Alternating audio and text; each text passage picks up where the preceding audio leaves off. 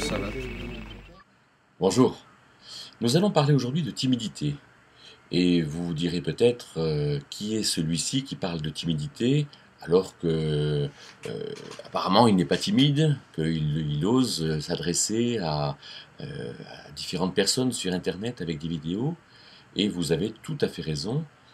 J'ai quand même deux réponses à cela. La première, c'est que euh, j'ai connu ce que c'était que la timidité et je pense que j'en suis sorti. La deuxième, c'est qu'il y a quand même des situations dans lesquelles on se trouve timide. Quand on est en face de quelqu'un d'impressionnant, quand on a besoin de parler de choses qui sont peut-être très sensibles, très particulières. Et donc, une autre raison qui me semble importante, c'est que la Bible aussi parle de timidité, et ça vaut bien la peine de, euh, d'écouter le message biblique et de chercher à comprendre qu'est-ce que la Bible en dit. Tout d'abord, parlons un peu de cette timidité, essayons de la décrire. Euh, Peut-être un élément commun de la timidité, c'est que les personnes les personnes timides sont dans des situations qui ne sont pas familières. Alors une situation pas familière, c'est de rencontrer quelqu'un qui nous impressionne, c'est de rencontrer quelqu'un qu'on ne connaît pas, quelqu'un qui connaît beaucoup de choses sur quelque chose, c'est parler de quelque chose, être obligé de parler de quelque chose qu'on découvre, c'est être tenu de parler de soi alors que peut-être on ne se connaît pas bien, on a un peu honte de soi. Euh, voilà. Un autre élément euh, qui peut être commun à toutes ces situations de timidité, c'est que quelque chose se passe. Est-ce que quelque chose est déclencheur de cette timidité? Et il y a certainement quelque chose de déclencheur, mais ce qui est déclencheur, c'est variable, c'est pas toujours la même chose. Justement parce que ici, ce qui va déclencher, c'est la peur de l'autre, c'est la peur du sujet abordé, c'est la peur de la circonstance, c'est la peur de revenir à mon histoire passée, c'est la peur d'être confronté à mon manque de capacité. Donc la timidité est quelque chose d'un peu complexe, mais on peut quand même y rentrer et on va le faire. Peut-être parlons maintenant de notre histoire et de la famille. C'est vrai que, en général, comme dit le proverbe populaire, un chien ne fait pas des chats. De sorte que dans la famille, on retrouve souvent des traits familiaux et que quand papa et maman sont timides, alors en général, les enfants sont timides. Il y a un modèle parental, il y a une reproduction des enfants, il y a euh, un mimétisme, et il y a finalement quelque chose qui montre que il ne faut pas aller chercher très loin d'où vient notre timidité.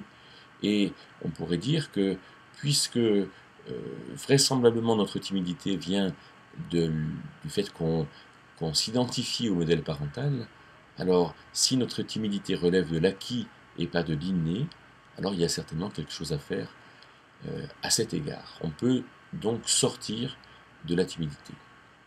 Alors qu'est-ce que dit la Bible de la timidité? Je vous propose de retenir deux passages qui sont à mon avis un peu clés. Le premier, c'est 2 Timothée 1,7 qui dit que Dieu ne nous a pas donné un esprit de timidité, dit la version seconde, ou un esprit de crainte, dit la version Darby, une version littérale. Alors, délos en grec, c'est la crainte, et ça peut être traduit par la timidité. Intéressant de voir que dans ce passage, euh, on voit que cette timidité, cette retenue provient de la crainte. J'ai donc peur de parler de choses que je ne connais pas, d'être confronté à des gens que je ne connais pas, d'être pris en défaut certainement, d'être quelque part submergé par l'autre, par les circonstances, par des choses que je ne peux pas contrôler. Et voilà comment euh, la Bible présente cette notion de timidité, la crainte, mais elle nous dit Dieu ne nous a pas donné un esprit de crainte, hein, mais de puissance, d'amour et de modération. Donc je peux moi être puissant, je peux moi être bien en relation avec l'autre, je peux être modéré. Dans Apocalypse 21, verset 8, il est dit que les timides, aux timides est réservé l'étang de feu et de soufre. que les timides n'entreront pas dans la Nouvelle Jérusalem. Ce qui montre que toutes ces personnes, enfants de Dieu, chrétiennes, ne seront plus timides. Et ce qui montre certainement que cette timidité provient d'une dévalorisation personnelle et d'une volonté personnelle consciente ou inconsciente de ne pas vouloir se livrer, de ne pas vouloir dire ce que je pense. C'est pour ça que sortir de la timidité est un chemin. Sortir de la timidité, c'est d'abord comprendre ses souffrances, c'est comprendre pourquoi est-ce que dans mes états d'âme, dans mes émotions, alors j'ai honte, je suis en colère contre moi, je suis en colère contre les autres, j'ai peur, je suis anxieux, je me sens dévalorisé, je me sens timide, craintif, je me sens finalement pas capable d'affronter des circonstances. Et la grande question, c'est pourquoi est-ce que je ne me sens pas capable? Dieu ne m'appelle-t-il pas à faire des choses qui sont belles, qui sont bonnes, qui sont nobles, qui ont tout leur sens? Dieu ne m'appelle-t-il pas à faire, et donc Dieu ne m'a-t-il pas donné la capacité de faire ces choses? Si j'ai cette capacité, alors certainement la timidité provient de la dépréciation de moi-même. Je ne sais pas, moi, m'estimer comme il faut, et de ce fait, j'en ai une relation avec moi-même, avec les autres et aussi avec Dieu, qui est une relation fragile, faible, et dans laquelle je ne me suis pas trouvé.